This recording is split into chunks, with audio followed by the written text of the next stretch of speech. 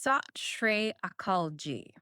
Welcome, everyone, to the deep dive. Today, we're getting into something really special, a powerful, truly timeless couplet. It was written by Guru Tegh Bahadur Ji, a voice whose wisdom, well, just keeps guiding us. Our aim today, it's really to unpack this incredible idea, this notion of the divine being present in absolutely everything, and more than that, to see how relevant it is for your life right now. We'll connect it to experiences we all kind of share, no matter our age. Okay, so let's dive in.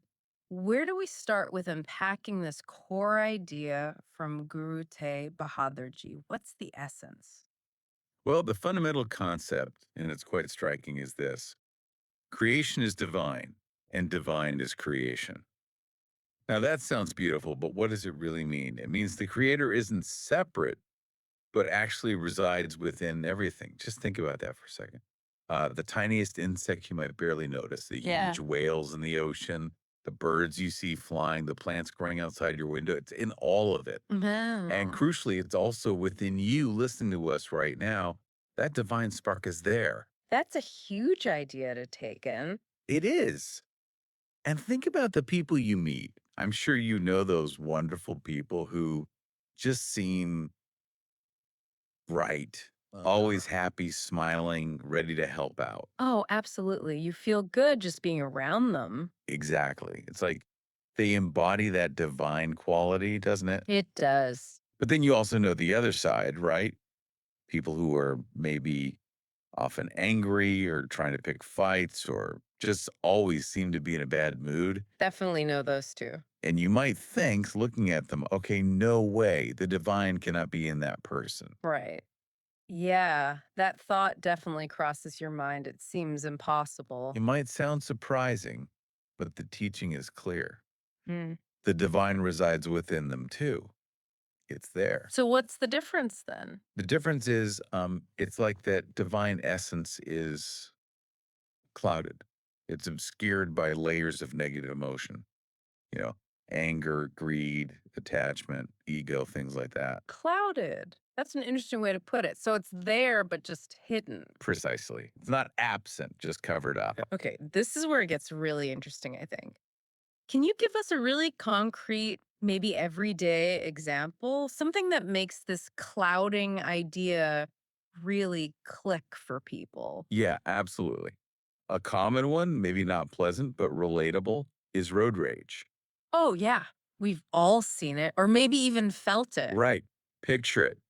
Someone gets cut off, maybe, and they just explode, shouting from the car, maybe gets out, totally consumed by anger. Intense stuff. Hmm. But what if the other person, the one they're yelling at, just genuinely says, you know what, I'm so sorry, that was my fault? Okay. What often happens? That intense anger can just vanish, like in an instant, Well, before you even blink. that's true. Sometimes it just deflates. Yeah. And sometimes the person who is just raging might even find themselves apologizing for their own outburst, for shouting like that. Wow. So where does that sudden change come from? The person is the same. Exactly. It's not like they became a different person. Guru Tegh Bahadur Ji explains it that divine essence is always within everyone. There isn't really any separation. It's all just oneness. This. That moment of apology, of acknowledgement, it's like it briefly clears away those clouds of anger and ego. Ah, okay. And for a moment, that underlying divine nature, that capacity for peace and connection shines through. It shows it was there all along, just hidden. That's a really powerful illustration, this idea of inherent oneness. Yeah. It changes things. And speaking of powerful, we actually have a recitation of this very couplet we've been discussing. It really brings the original words to life. This recitation is by A.P. Singh from Sikh Dharamsal. Let's listen. Cut cut में हर जू बसै संतन कहियो पुकारे कहो Nanak Teh भज मना पौ निध उतरे पारे hearing it like that in the original, you really feel the energy, the vibrancy, don't you? It has such an It impact. really does. It lands differently. And what it's essentially saying in the context of our discussion is something like, oh, my mind, listen, the creator lives within every single heart, within everyone and everywhere. The wise ones proclaim this truth. Realize this, Nanak says, connect with this divinity, meditate on it, and you'll cross over the challenging ocean of life. It's a call to recognize that inner connection.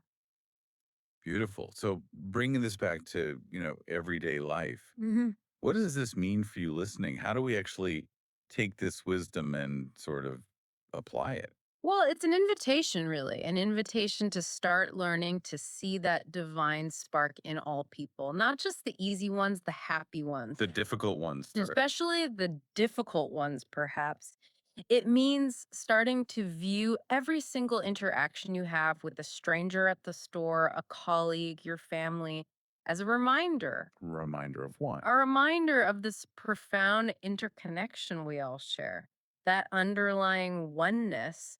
And when you start to truly internalize that, when you really feel it, Mm, it has this incredible power to dissolve those negative emotions we talked about. like fear, anger. Exactly.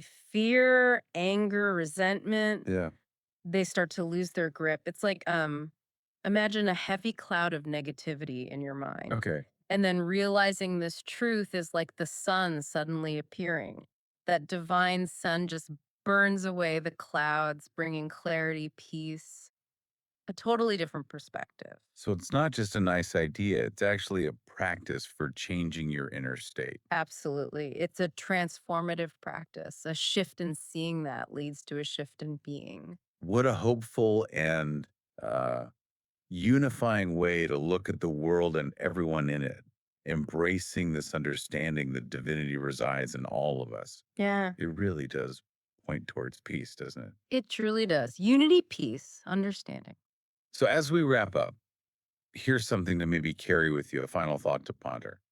How might your day change just today if you consciously tried to view every single person you encounter through this lens? Seeing that shared spark of divinity, no matter what their outer behavior might be, how might it transform your reactions, your feelings, maybe even your whole outlook on humanity? Something to think about. Sat Shri Akal Ji.